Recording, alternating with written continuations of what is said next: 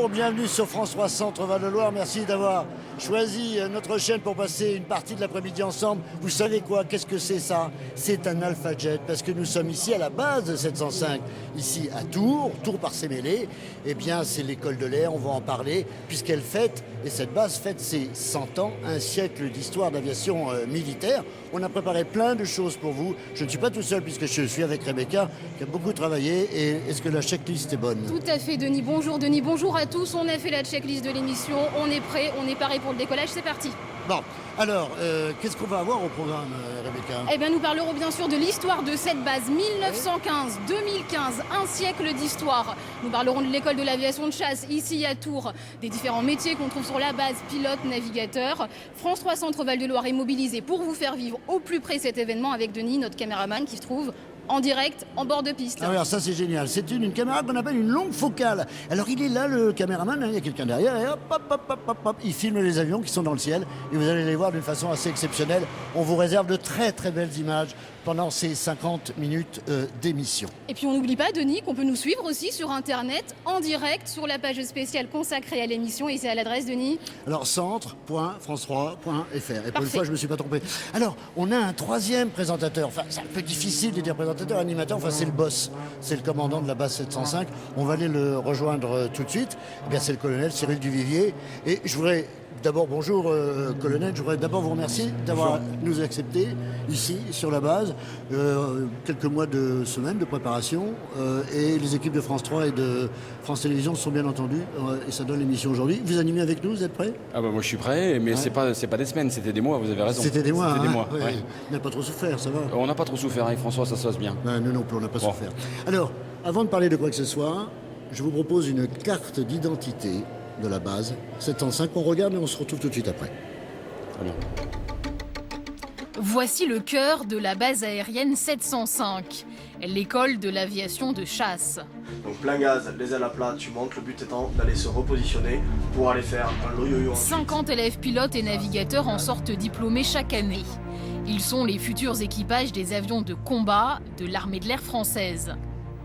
Cours théoriques, exercices sur simulateur et surtout formation pratique aux commandes de l'Alpha Jet, un avion d'entraînement reconnaissable grâce à son pavillon orange.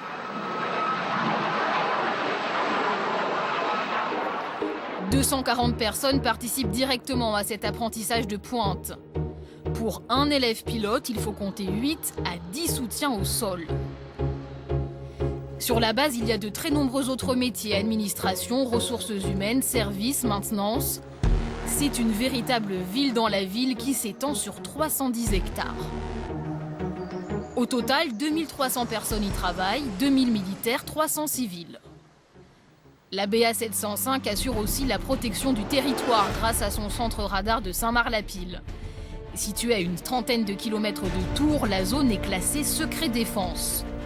450 personnes sur place avec un objectif, scruter la totalité de l'espace aérien français et agir en cas d'accident ou d'attaque. La base aérienne entretient également des liens étroits avec l'aéroport civil de Tours. Lorsque vous prenez l'avion ici pour partir en vacances, c'est bien souvent la tour de contrôle militaire qui gère votre vol.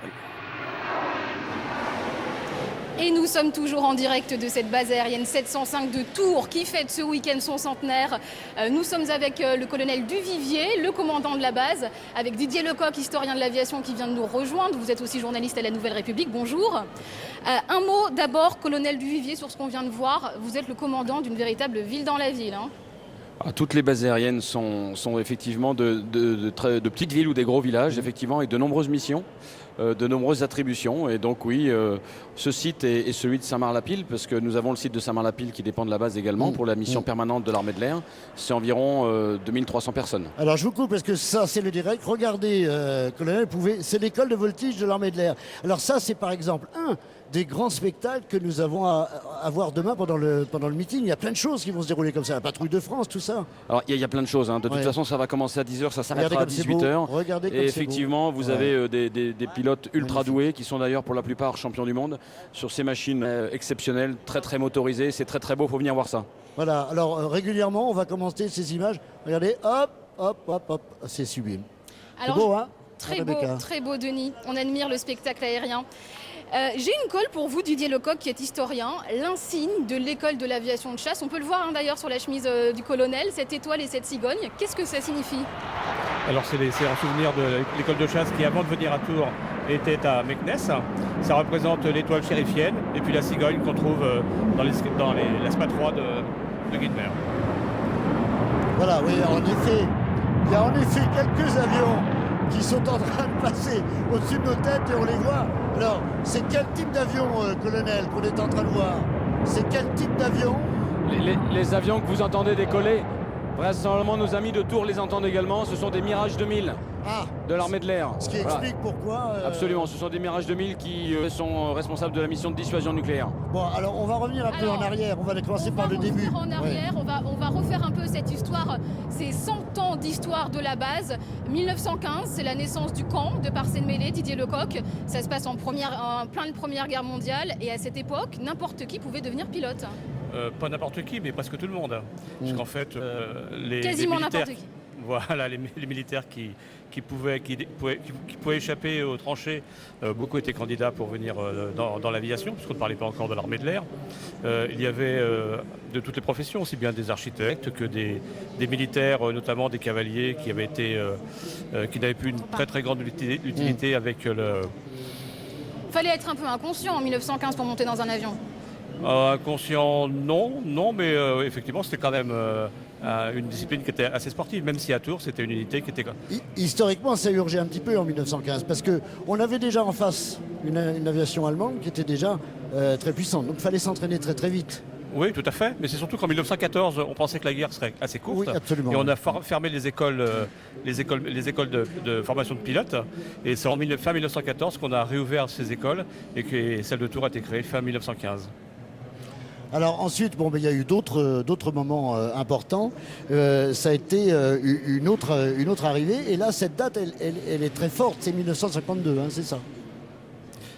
1917 1917, oui, d'abord. Oui, 1917, c'est l'arrivée des Américains. Puisque, assez rapidement, lorsque les Américains ont voulu se sont engagés dans la guerre, il a fallu les former, puisqu'en fait, ils partaient quasiment de zéro. Et les premiers aviateurs sont arrivés ici pour être formés sur le brevet de base. Et parmi eux, Eddie Rickenbacker, qui finalement était l'as des as de l'aviation américaine. Voilà, là on a entendu, bien entendu, les avions, ils sont là, ils seront là toute la journée demain. Je reviens sur cette date de 52. Pourquoi elle a son importance, 1952? 1952, c'est la construction de la piste. Jusqu'à la Deuxième Guerre mondiale, il n'y avait pas de piste. Les gens décollaient pas un peu partout, pas n'importe où, mais décollaient ici face au hangar ou sur les côtés. C'est les Allemands qui ont construit la première piste pendant la guerre, quand ils occupaient la France. Et en 1952, elle avait été quand même bien sûr pas mal détruite par les bombardements. Et en 1952, on a refait une grande piste. Alors, je vais demander à Rebecca. Je sais que vous avez un rendez-vous, Rebecca. Oui, on a une petite surprise pour vous. Je vais aller préparer ça. À tout à l'heure. J'espère que ça ne va pas faire autant de bruit. Vous comprendrez pourquoi tout à l'heure. Je voudrais qu'on parle du Mosquito parce que, colonel, il y a énormément d'avions qui sont exposés ici. Il y a entre autres le Mosquito. Et le Mosquito, c'est un avion important, un avion extraordinaire parce qu'on l'appelle Mosquito parce que c'est un avion de harcèlement. Alors il y a une histoire ici avec le Mosquito, puisque en fait lorsque l'armée de l'air, après la construction de la piste, s'est réinstallée avec des unités volantes, c'était le Lorraine qui arrivait d'Afrique du Nord, et le Lorraine avait des Mosquitos, des chasseurs de nuit, qui ne sont pas restés très longtemps, qui étaient là en attendant de passer aux chasseurs de nuit à réaction, Météor et plus tard Vautour. Mais les Mosquitos sont effectivement arrivés ici avec le Lorraine. Et alors, c'est un avion particulièrement maniable? C'est un avion qui était très léger, avec une construction assez simple, rudimentaire, et avec des moteurs très puissants. Avec des moteurs très puissants, ce qui faisait un bombardier, un chasseur lourd. Il y avait quand même beaucoup d'emplois. Notamment, il servait aussi à marquer les objectifs de bombardement, qu'on appelait les pathfinders. C'est-à-dire qu'il passait avant les gros bombardements, mettait des fusées éclairantes et ça Ouais. permettait de bombarder plus précisément. Bon alors là, 1981, et je sais que c'est dans le cœur du colonel, c'est lui, c'est celui qui est derrière, c'est l'Alpha Jet. Alors l'Alpha Jet est arrivé en 1979. 79, oui, alors pendant Voilà. 2 Et ans. puis en fait, voilà. il a été utilisé 79 à 81 avec le T-33 qui était en fin de carrière et qui allait finir. Et à partir de 1981, c'est effectivement l'Alpha Jet qui va être en service. Colonel, c'est extraordinaire une passion pareille, hein, de tout connaître sur la base comme ça. Il sait tout. Si je Il sait vous disais qu'il m'a sorti une photo de mon grand-père que je Ah n'avais oui. même pas moi-même. Ah, évidemment. Et alors, vrai. regardez, on va le faire pleurer un petit peu là. Bourget, quand vous étiez petit, aéroport du Bourget, et là tout petit, Didier Lecomte, il était en train de regarder. C'était comme ça pendant la fête du Bourget. Les avions venaient Ouais. s'entraîner pendant Ouais. une semaine à 15 jours. Et quand j'étais à l'école primaire, on passait notre temps à regarder les avions, pas à écouter l'instituteur. Très bien, on va aller rejoindre Rebecca. Rebecca qui n'est pas très très loin, je crois, d'un avion qui est, on va dire, le fleuron de l'aviation française. Hein. C'est ça, Rebecca? Absolument, Denis, je me trouve tout près du Rafale. Vous connaissez forcément cet avion. Vous l'avez dit, c'est le fleuron de l'armée de l'air française. C'est un avion de combat. Il est allé en Afghanistan, en Libye, plus récemment au Mali lors de l'opération Serval. Il est engagé en ce moment même en Irak pour lutter contre l'organisation État islamique. À mes côtés, le capitaine de ce Rafale, le capitaine Benoît Planche. Bonjour. Alors montrez-nous un peu les éléments principaux de l'avion. Là, je crois qu'on a les missiles. Oui, tout à fait. Alors le Rafale est un avion omnirôle, il remplit toutes les missions de l'armée de l'air. Donc on peut voir ici dans sa configuration RR, c'est-à-dire surveillance du ciel, protection du territoire de l'espace aérien français. Donc ces missiles RR en bout d'aile, sous l'aile, et ainsi que Alors, des les réservoirs. missiles RR, ce sont des missiles qui peuvent partir d'un avion Rafale pour aller frapper un autre avion en plein ciel. Hein. Oui, tout à fait, c'est exactement ça. Voilà. Là, on a un missile aussi avec une tête chercheuse, je crois. Oui, voilà. Après, chaque missile a ses spécificités en fonction des besoins opérationnels.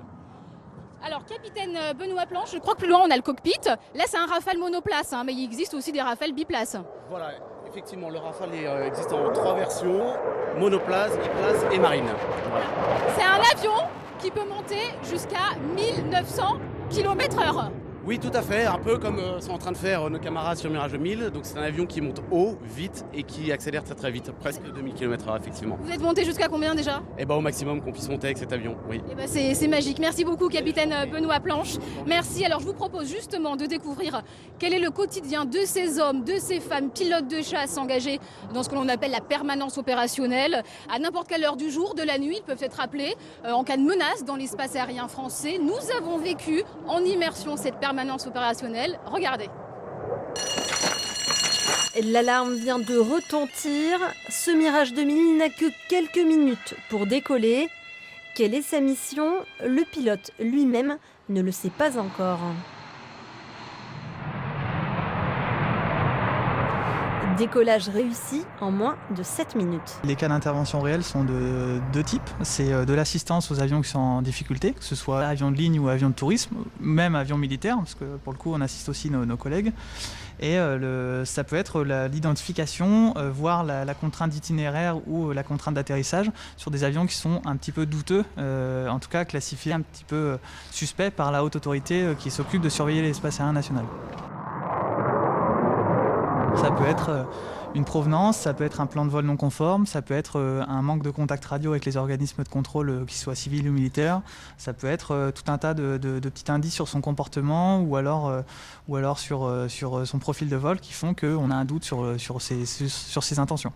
Objectif de ces gendarmes du ciel, protéger l'espace aérien français, car si aujourd'hui il s'agit d'un exercice, la menace, elle, peut être bien réelle. L'armée de l'air, comme vous le savez, est en charge de 2 missions permanentes. Bien sûr, la mission de dissuasion nucléaire et la mission qu'on appelle la posture permanente de sûreté, qui consiste à assurer à nos autorités politiques la souveraineté de notre espace aérien national. La France ne peut pas se permettre de se dire « je dors en attendant la menace ». Elle doit être en permanence vigilante et cette permanence fait que nous sommes prêts à tout type de menace. Nos équipages sont prêts à prendre en compte tout type de menace. Après une semaine de permanence opérationnelle à la base 705 de Tours, les cigognes du groupe de chasse de Luxeuil reprendront leur envol demain pour d'autres missions. En 2014, plus de 800 alertes réelles ont été déclenchées sur l'ensemble de l'espace aérien français. Colonel Duvivier, ça fait quoi de fêter ses 100 ans d'école, à la fois d'école de l'air, mais à la fois d'aviation? Ça vous fait quoi à vous? Non, l'école de l'air, c'est Salon de Provence, Oui, c'est l'école Salon de des Provence, officiers. voilà. Et ici, c'est l'école de l'aviation de chasse où on forme les pilotes de chasse et les navigateurs de combat. Alors, on va accueillir, et je le demandais, et ça c'est les avantages du direct, eh bien, au général Denis Mercier qui va venir nous rejoindre, qui est chef des états-majors de l'armée de l'air. Avec lui, alors on a appris, pour tous ceux qui nous suivent, on a appris que les Mirage 2000 devraient se poser dans quelques secondes, ce qui nous permettra de parler plus volontiers. Merci, Général, d'avoir accepté notre invitation. Il n'y a pas beaucoup de meetings de ce style. Il y en a 3 par an, c'est ça? Alors, on en fait 2 ou 3 par an. Oui. Parce que ça nécessite quand même beaucoup d'efforts. Et cette année, on a décidé d'en faire 3. Ces meetings aussi ont une vocation première qui est de soutenir la Fondation des œuvres sociales de l'air, qui est une fondation qui œuvre au profit des veuves et orphelins de toute l'aéronautique, civile et militaire, et de la météo. Alors, c'est un événement, bien entendu, un meeting dans une ville sur cette base. On sait qu'on va dire un au revoir bientôt Alors, dans les pas à la base, mais en tout cas à l'école. Alors exactement, dans les Voilà. restructurations qui sont prévues et qui font suite à la fois aux baisses d'effectifs, mais à la modernisation de l'armée de l'air également, eh bien, la plateforme aéronautique de Tours et l'école de chasse est prévue de se regrouper sur une autre base aérienne, la base de Cognac. Ça veut dire à terme, dans quelques années, une fermeture de la plateforme. Alors, J'ai l'impression, et là nous avons la musique, la musique du Mirage 2000, c'est bien ça, je ne me trompe pas. J'ai l'impression que l'armée de l'air, et c'est alors à vous bien entendu que je peux poser la question, j'ai l'impression que c'est comme les sapeurs-pompiers de Paris ou les sapeurs-pompiers en général, les gens qui sont à l'armée de l'air, les militaires de l'armée de l'air, il y a un côté tendresse, il y a un côté passion, il y a un côté confiance, reconnaissance. C'est exactement ça, c'est un métier que nous avons tous fait par une première passion qui est la passion de la 3e dimension. Quels que soient les métiers que nous avons une 50aine de métiers, eh bien, tous les gens qui nous ont rejoints, que ce soit des cuisiniers, des contrôleurs, des pilotes, des mécaniciens, des commandos et bien d'autres, eh bien, ils sont venus par cette passion de cette 3e dimension, le rêve d'Icare, sensiblement. Absolument. Et c'est ça qui nous anime et qui nous donne des valeurs particulières, je crois. Et là, quand on vous regarde tous les trois, et je vais me joindre à vous, c'est qu'on a tous, gamins, regardé le ciel et de se dire... C'est exactement ça. Vous savez, magique, l'anecdote que j'aime bien mentionner, c'est que vous êtes, moi je suis pilote de chasse, vous descendez de votre avion, vous venez de voler, voyez un avion qui passe, vous arrêtez tout, vous le regardez, parce que ça reste magique. Super. Merci en tout cas d'avoir accepté notre invitation. Je sais que votre emploi est très chargé. Nous allons alors retrouver Rebecca et justement, elle est en train de s'initier au pilotage. Je crois qu'elle est dans un simulateur ou quelque chose comme ça, Rebecca, c'est ça? Denis, absolument. C'est une belle surprise qui nous attend ici pour les mordus de l'aviation. C'est un simulateur qui simule la patrouille de France. C'est la patrouille acrobatique virtuelle française. C'est un plateau, tout le monde est en réseau. On peut jouer ici à plusieurs. On peut s'essayer, faire partie de la patrouille de France et chacun a son rôle. Monsieur, votre rôle à vous, c'est quoi? Je suis le numéro 4, je suis dans l'axe du leader. Vous êtes le charognard. Le charognard. Voilà, le charognard, c'est un rôle important, c'est-à-dire qu'il est entre les extérieurs et les intérieurs. Et un peu plus loin, venez avec moi, on va voir le rôle aussi très important, c'est le rôle du leader. Bonjour, c'est Helmut qui tient le rôle du leader. Alors, racontez-nous, Helmut, comment ça se passe, ce vol, cette simulation de patrouille de France? Alors moi, mon rôle est simplement de donner une trajectoire qui soit la plus précise possible, avec des vitesses à respecter pour que mes coéquipiers puissent tenir les formations que l'on peut changer à la demande. D'ailleurs, on va passer en formation Concorde, top. Donc là, mes camarades vont reculer pour se retrouver en formation Concorde comme la patrouille de France. Donc là, vous voyez, on passe en formation Concorde, c'est en direct, les camarades sont là. Merci beaucoup Helmut pour cet aperçu donc de la patrouille de France qui est en simulateur ici. Denis, ça vous convainc? Ça vous dit de devenir pilote de chasse? Ah bah je crois, vous savez, c'est pas gentil Rebecca.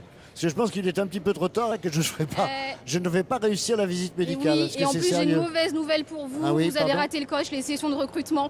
C'était il y a quelques semaines. Des candidats qui viennent de toute la France qui rêvent de piloter un jour un Rafale. Autant vous dire que la sélection est vraiment drastique. L'une des étapes importantes de ce concours, justement, c'est de passer dans un simulateur de vol comme celui-ci. Regardez.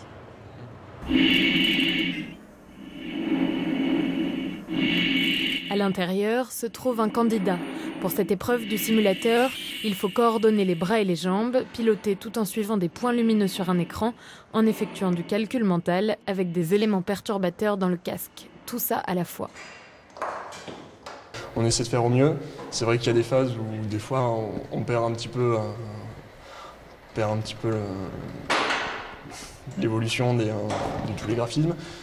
Et donc à ce moment-là, il faut essayer de se rattraper le plus rapidement possible pour se remettre en coordination avec les exercices. En fait. Les élèves sont particulièrement heureux de passer ce test puisqu'ils ont vraiment la sensation d'être dans un avion puisque la cabine bouge vraiment et pour eux c'est une expérience, même s'ils sont souvent habitués à faire du simulateur sur ordinateur. Pour eux c'est totalement différent, pour eux ils en sortent très, très heureux et réjouis et ils en parlent beaucoup après. Le test du contrôle de palonnier paraît vieillot et pourtant il permet de détecter les aptitudes à être un bon pilote de chasse. Souvent, la moitié des candidats y sont éliminés. Les épreuves se déroulent sur 4 jours au programme tests sportifs, psychomoteur, psychotechnique et entretien. Alors les qualités requises? Beaucoup de maturité, je pense que c'est très important. Ensuite, une connaissance et un grand intérêt pour l'armée de l'air et les avions qu'elle utilise, ses missions. Donc ça c'est très important. Chaque jour, certains candidats sont éliminés. Aujourd'hui, ils ne sont plus que 6. Pour ceux qui réussiront, il faudra ensuite passer un examen médical très poussé où même la longueur du fémur compte. Puis seulement, ils pourront entrer à l'école de l'aviation de chasse, mais en fonction des besoins de l'armée de l'air. Et voilà ces reportages que vous pouvez revoir d'ailleurs, Rebecca, sur notre Absolument. site internet centre.france3.fr. Colonel Duvivier, on va parler ce qu'on appelle le cœur de métier. Il y a un côté extrêmement prestige quand même, énormément même dans ces écoles militaires en général. Et les écoles de l'air sont particulièrement prisées. Forcément, oui, il y a beaucoup de candidats pour ce métier qui, comme vous l'avez dit, fascine beaucoup puisqu'il vous a vous-même fasciné. Oui. Il y a de la sélection, donc on a donc des candidats, bien sûr. La route est longue, elle est difficile, elle est exigeante. C'est pas facile du tout de gravir tous les échelons. Il y a un niveau d'exigence, d'excellence qui est très très élevé. Forcément, dans l'aéronautique, vous avez un niveau de qualité, si on prend des termes d'aujourd'hui, de certification, de rigueur, qui ne permettent pas l'erreur. Mais tout se fait quand même malgré tout assez progressivement. Et on ne prend pas les gens en leur imposant d'entrer à un niveau, on les emmène à ce niveau. C'est toute la logique un peu pédagogique de notre formation, qui est de la transmission finalement. Alors, je voudrais, colonel, qu'on regarde des images des caméras de Pascal Gervais. Il y a un autre avion qui est dans le ciel en ce moment. Regardez. Alors ça va faire partie des démonstrations qu'il y a demain. Il y a beaucoup de voltige dans ce que l'on va voir, parce que là c'est un avion de voltige que l'on voit. C'est quoi comme avion? Ça c'est un avion tchèque. Oui. C'est un avion école en fait. D'accord. Qui peut faire de la voltige. Beaucoup d'avions écoles peuvent faire de la voltige parce que la voltige est la base du pilotage. Ouais. Donc nos élèves, pour qu'ils aient le sens de l'air et la 3e dimension, il est important d'abord qu'ils sachent manier leur avion. Et donc on fait de la voltige dans un premier temps. Bien sûr. Merci pour les précisions, ces images. Si vous le voulez bien, colonel, parlons un peu des autres métiers, parce qu'on ne le sait pas forcément, mais pour un pilote en l'air, dans le ciel, il faut en moyenne entre 8 et 10 personnes au sol. Alors oui, ça dépend de chaque avion bien sûr, mais en principe il faut de toute façon déjà de la maintenance, des mécaniciens, il faut bien sûr du ravitaillement en carburant, il faut des contrôleurs, il faut des pompiers, il faut de la protection autour de la base, il faut évidemment bien sûr nourrir tous ces gens-là. Donc oui, c'est ce qu'on dit, dans l'armée de l'air on a environ une 50aine de métiers, et on dit d'ailleurs que cette 50aine de métiers n'a qu'une finalité, délivrer les faits aériens, mais ça n'est pas que le pilote dans son avion qui le délivre, c'est bien toute une équipe qui est en amont à préparer la mission. Alors je vous laisse réfléchir à la prochaine question. Quelles sont les 3 qualités pour faire pilote de chasse? Non, vous répondez pas tout de suite. Nous on va s'intéresser par contre à un élève que l'on a suivi. Alors il s'appelle le lieutenant Julien. Il est âgé de 25 ans. Il a fait maths sup, maths spé avant d'entrer à l'école de l'air de Salon-de-Provence, puis la base aérienne de Cognac. On le découvre. Pilote de chasse, un métier de rêve et qui s'apprend à la base aérienne de Tours. Mais quel est le quotidien de ces élèves? Nous avons suivi l'un d'entre eux, le lieutenant Julien. Comme chaque jour ou presque, il doit s'exercer sur un simulateur. Mission d'entraînement, donc le programme le voici. On va faire un démarrage. Après le décollage, on va tourner gauche cap 149 jusqu'à 5 nautiques. Ouais. D'accord. Attention, à partir du YAF, on est limité à 250 nœuds. Comme dans un vol réel, il assiste au briefing de sa mission, puis entre dans cette machine. Elle représente à l'identique le cockpit d'un Alpha Jet et s'incline également pour reproduire les mouvements de l'avion. Ok, j'ai le vario qui est positif, altimètre bouge, je rentre le train. Pour l'exercice, le moniteur coupe l'un des moteurs. Et je n'ai pas de moteur droit, je prends plus 9. Je conserve mes plus 9, je mets la surcharge. Surcharge enclenchée, et je coupe la clim. L'élève a su appliquer rapidement la procédure pour se poser ensuite en urgence.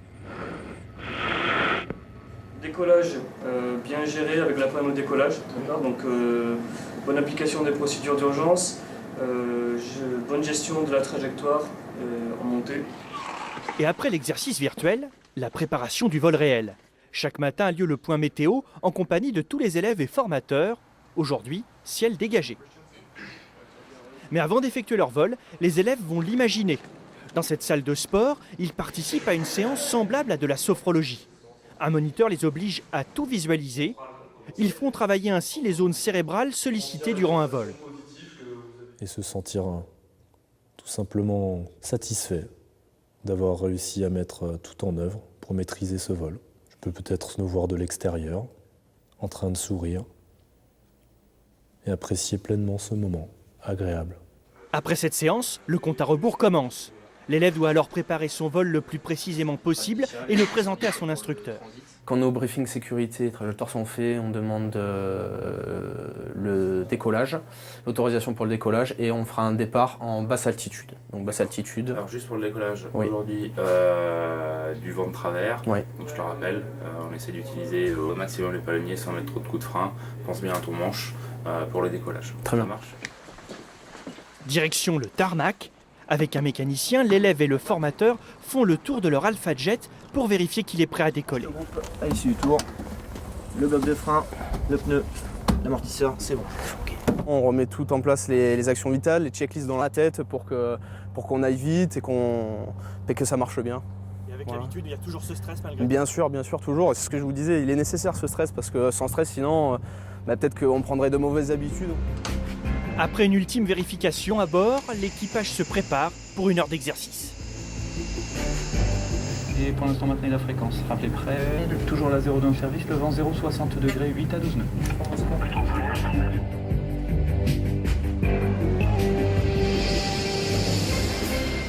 C'est extraordinaire en fait. Il n'y a pas d'autre mot, c'est extraordinaire parce que c'est nous qui avons les commandes, c'est nous qui prenons le contrôle de cette machine, de cet avion à réaction, et c'est quelque chose vraiment d'exceptionnel.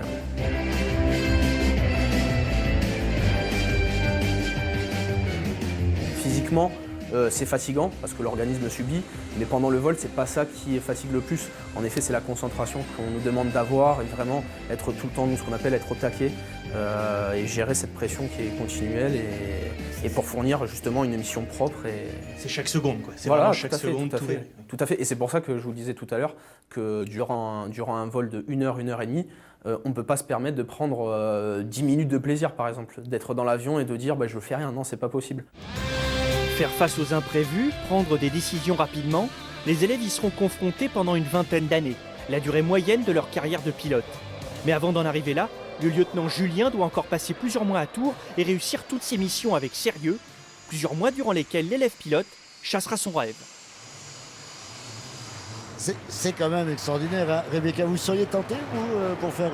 Un petit tour en rafale, ouais, ça me dirait bien, oui. Petit tour en rafale, non, mais pour être pilote. Non, bon. Journaliste, c'est bien aussi. Journaliste, c'est bien aussi. Alors, colonel, la question, je vais vous la poser. 3 qualités. Allez, 3 qualités. 3. Ouais. Moi, je dirais d'abord l'esprit de décision. Il faut décider dans ce métier, il faut décider vite, hiérarchiser.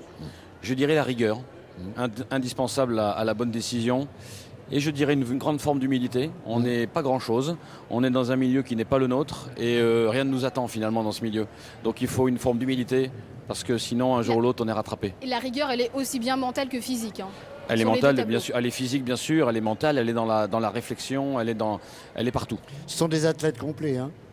Ce sont des athlètes complets. Les athlètes. Oui, alors il y a une bonne forme physique. De là à parler d'athlète, je ne sais pas, mais oui, il y a une forme physique qui correspond aux besoins de la mission. La mission est épuisante. À combien de choses ils doivent penser en même temps, le pilote? C'est variable. C'est Alors, variable, très honnêtement, maintenant les avions, un avion d'aujourd'hui, il doit avoir pour mission de permettre une fusion des informations pour le pilote, puisque vous savez que leur capacité à ces avions n'arrête pas d'augmenter. Mais le pilote, il peut arriver à prendre en compte un certain nombre de paramètres, une dizaine de paramètres en même temps, mais en les hiérarchisant, bien entendu, parce qu'il y en a qui sont plus ou moins importants selon la phase du vol. Et puis dans des missions ou dans des cas de panne, et bien évidemment, là, il faut aller vers l'urgence. Colonel, on n'oublie pas non plus que c'est aussi un métier à risque. Ça nous a été dramatiquement rappelé en début d'année avec le crash de Vouvray. Alors c'était la fin de l'année dernière, absolument. Dans ce métier, comme je vous le disais, on est dans un milieu qui n'est pas le nôtre. Quand on a une panne, on ne s'arrête pas sur le bord de la route pour changer la roue. Et là, il y a un aléa, une décision très rapide de nos pilotes pour éviter le pire. Après, il y a une part de fatalité, mais comme vous l'avez dit, on n'est pas attendu dans ce milieu. C'est le milieu des oiseaux, c'est pas le nôtre. Et nous sommes une forme d'intrus. Alors justement, pour assurer tout ce qui est sécurité aérienne, on a vu tout à l'heure qu'il y avait la permanence opérationnelle. Il y a aussi ce lieu qui est méconnu très souvent des Tourangeaux. Ça se trouve à quelques kilomètres de cette base où nous nous trouvons. Ça se trouve à Saint-Marc-la-Pile. C'est un lieu qui est secret défense, une base très discrète. Un endroit où tout le monde, tous les militaires sont chargés de scruter en permanence l'espace aérien. Et on a eu le privilège d'y entrer grâce à vous, colonel. On regarde ce reportage.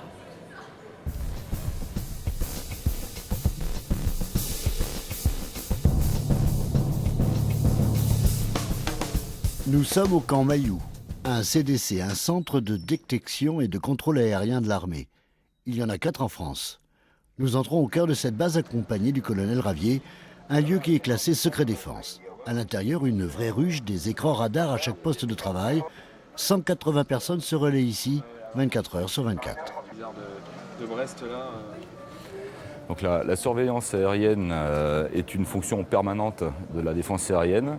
À titre d'exemple chiffré, la France est survolée par 10 000 aéronefs par jour. On peut conduire des mesures actives de sûreté aérienne sur des aéronefs qui soient en difficulté dans le cadre de l'assistance ou dans le cas de mesures particulières de contraintes lors de survols de zones interdites qui pourraient conduire à des mesures d'arraisonnement pour pouvoir faire des enquêtes ultérieures. Enfin, nous traitons également, le cas échéant, des menaces militaires dans le cadre de survol de l'espace aérien français par des nations non otaniennes et non autorisées. Le ravitaillement en vol se passe bien.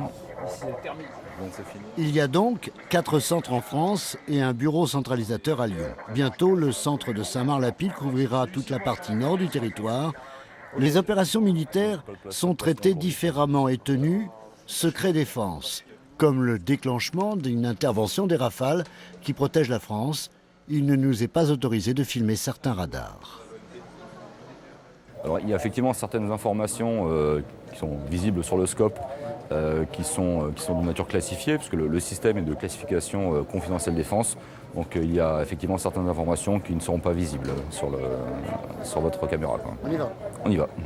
Il peut y avoir en même temps 1400 aéronefs dans le ciel de France. En 2014, il y a eu 820 surveillances d'avions militaires comme ceux de l'école de l'air de Tours et 107 décollages d'alerte. Dans un autre bureau, une autre surveillance du ciel qui permet, elle, de porter assistance aux aéronefs en difficulté et si besoin de déclencher des secours au sol. Avant, le centre était souterrain avec 17 km de galerie à 27 mètres sous terre en 2017. Il devrait retrouver ses profondeurs secrètes quand la base deviendra un centre d'observation du ciel mis à la disposition de l'OTAN. Voilà, oui, il y a des grandes modifications qui... merci de nous avoir accordé le fait d'aller là-bas. Rassurez-vous, vous n'avez pas tout vu. Le secret défense, mais on ne vous l'a pas montré. Je sais, on a bien essayé de savoir, mais on a... Non. Eh oui. Vous avez beau avoir essayé de nous soudoyer, ça n'a pas fonctionné. On a été très gentils, ça n'a pas marché. Vraiment, cette observation, elle est importante. Essentielle. Comme ça a été dit, l'armée de l'air a 2 missions permanentes. La mission de dissuasion nucléaire, que tout le monde connaît parfaitement, et la mission de souveraineté nationale qui consiste à surveiller notre espace aérien pour prendre en compte toute menace. Vous comprenez bien qu'on ne s'arrête pas la nuit. Et donc, nos concitoyens peuvent être sereins, car en permanence, des aéronefs sont prêts à décoller. Mais pour décoller, il faut identifier une menace, la classifier et donner des ordres. Et donc ça, c'est précisément la mission de ce centre de détection et de contrôle. Alors, deux autres personnes nous ont rejoints sur le plateau. C'est une élève navigatrice et son instructeur. On va parler justement, parce que dans les avions, il y a des hommes et il y a des femmes aussi. On va en parler tout à l'heure. Et ce que je voudrais, c'est qu'on parle justement de cet esprit de groupe, cet esprit quasi familial qu'il peut y avoir quelquefois du mécanicien au pilote. Il y a un lien absolument extraordinaire.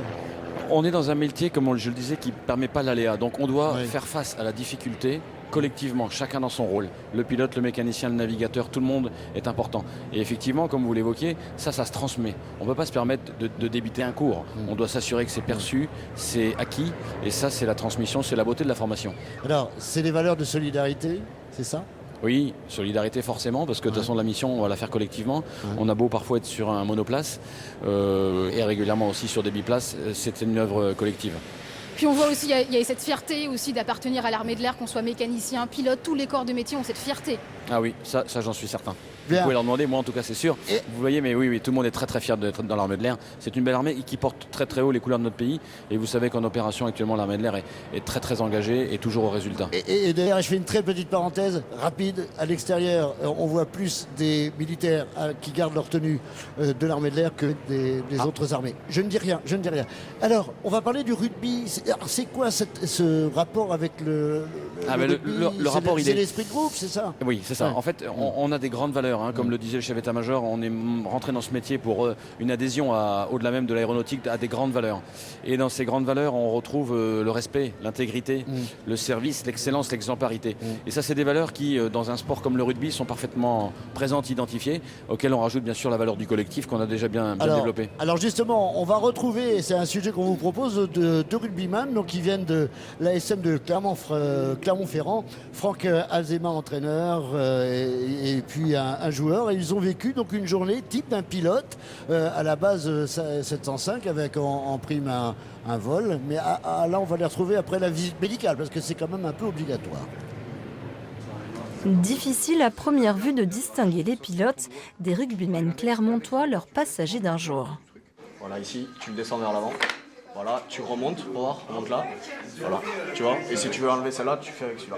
Le décollage est prévu dans 1 heure, mais avant, c'est le briefing avec récit de vol et explication de la mission.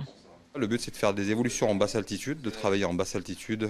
Donc c'est en gros, on est aux alentours des 8 à 900 km/h à 150 mètres du sol, à 2 avions, donc dans différentes formations qui vont aller de 150 mètres l'un de l'autre à presque 1000 mètres.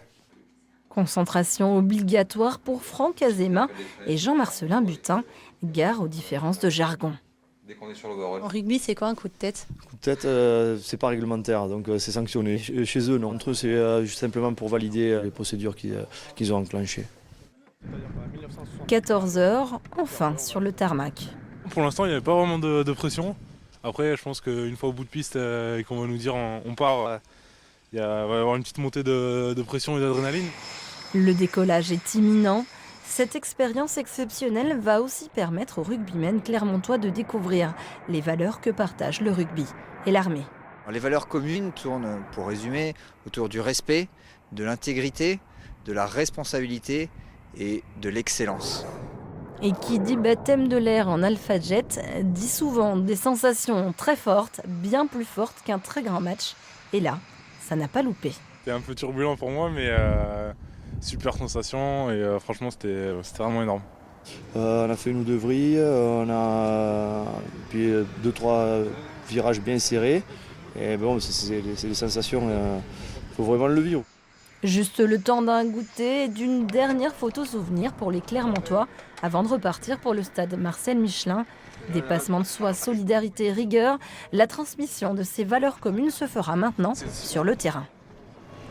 Et le colonel du il dit « Bah non mais attendez, ils sont en train de jouer en ce moment, hein, c'est ça ?» Oui, ils vont bientôt attaquer leur demi-finale et je leur souhaite de se retrouver en finale. Allez, Clermont. Très bien. Je voudrais qu'on parle d'un avion parce que il y a bien entendu, c'est gigantesque hein, ce meeting, il y a énormément d'avions.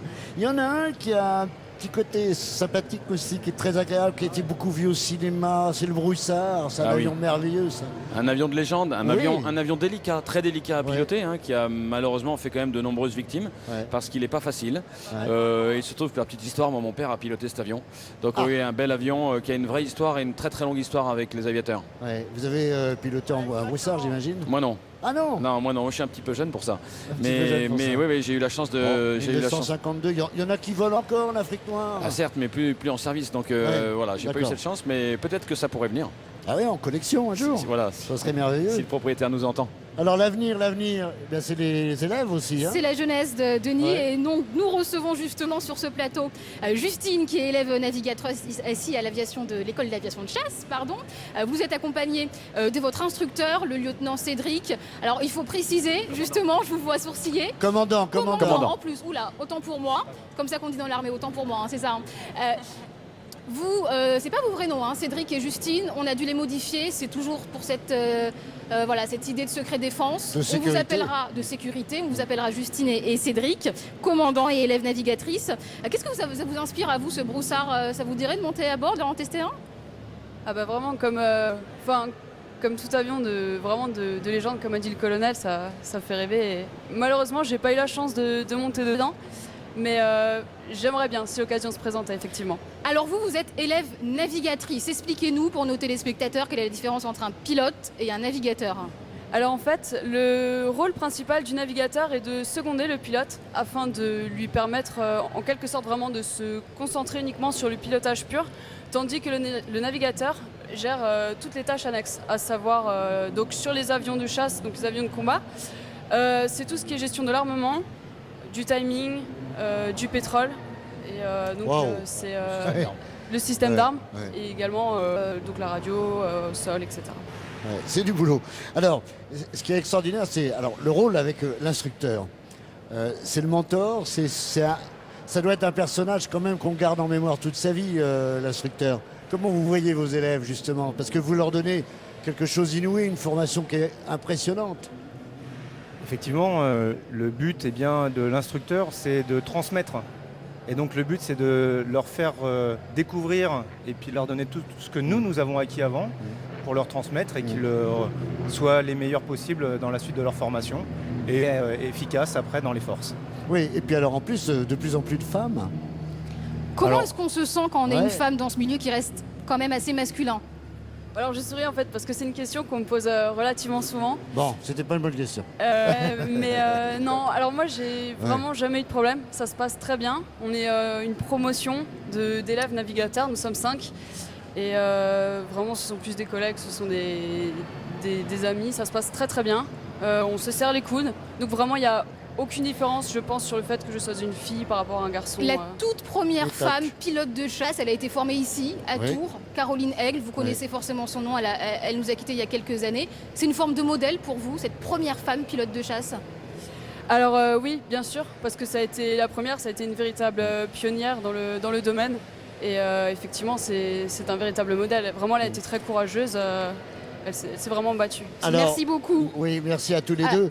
Et on va vivre, Rebecca, un peu ce qu'ils voient dans leur avion. J'imagine bien, Denis, qu'à force de parler d'avion et pilotage, ça nous donne envie de décoller. Regardez ces images. On vous propose un aperçu. Regardez ces images montées par Jean-Marie Borès. C'est superbe.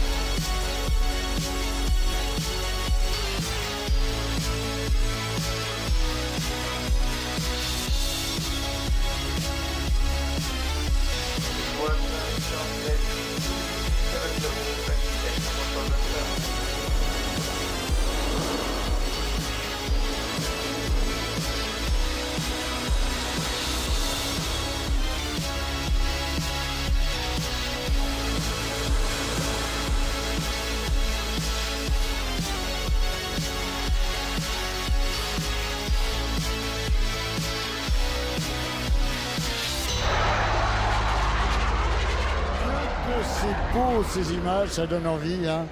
Oh, je vais essayer quand même, Rebecca. Non, vous n'êtes pas d'accord? Oui, normalement. Il nous reste quelques minutes encore, Denis. Quelques minutes pour apprendre. Merci. Avec le colonel, donc nous a rejoint Bruno Fenet. Vous êtes maire de Parcé-Mêlée. Alors, voilà, c'est pareil, hein, c'est une histoire d'amour qui date depuis très longtemps. Parce que chez les Tourangeaux, d'ailleurs, ça, je vais vous apprendre quelque chose peut-être. On ne dit pas la base 1605 chez les anciens, comme nous deux. Hein, on dit à Parcé, la base de Parcé. Voilà, tout à fait. Je voulais d'abord vous dire que c'est un honneur pour nous, pour la commune de Parcé, pour un élu, que d'avoir une telle base aérienne sur son territoire. Alors effectivement, notre territoire, le territoire, c'est le territoire des débuts hein, de ce centenaire, oui. Puisque le champ d'aviation était d'abord à Parcé-Mêlée, territorialement. Oui. Aujourd'hui, c'est une base qui fait 300 hectares, avec équitablement 150 hectares sur la commune de Parcé-Mêlée, 150 hectares sur la commune de Tours. Et avec je dirais, le trait d'union qui est la piste, hein, qui fait 2 km et demi, voilà. Qui est effectivement, la moitié de la piste se trouve à Parcé et l'autre moitié sur Tours. Alors justement, est-ce qu'on peut évaluer l'apport social, économique de cette base pour votre municipalité?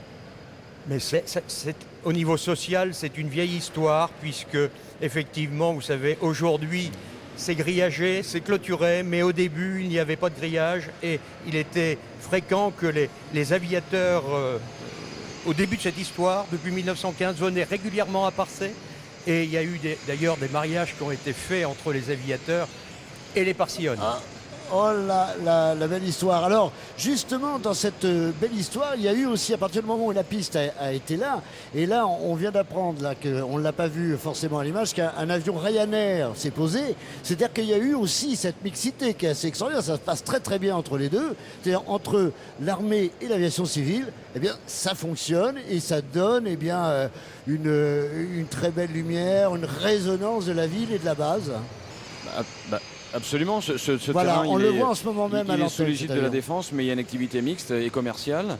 Et d'ailleurs, nous avons tenu à préserver les vols de ce week-end lors de notre meeting, parce que nous avons un directeur des vols que je salue, parce qu'il est très costaud. C'est lui qui orchestre tout ça et qui a permis à maintenir l'activité aérienne de Ryanair pendant ces 2 journées d'activité très dense. Comment ça se passe au quotidien, cette cohabitation? Je crois qu'il y a un échelonnement avec la tour de contrôle qui est commune à certains moments entre l'aéroport civil et la base militaire. Non, c'est-à-dire, pour être plus précis, vous avez un aéroport, je suis le directeur de l'aéroport, qui délivre donc des services pour pouvoir exploiter, pour pouvoir avoir des lignes aériennes. Alors nous, on est des militaires, donc on n'a pas de ligne.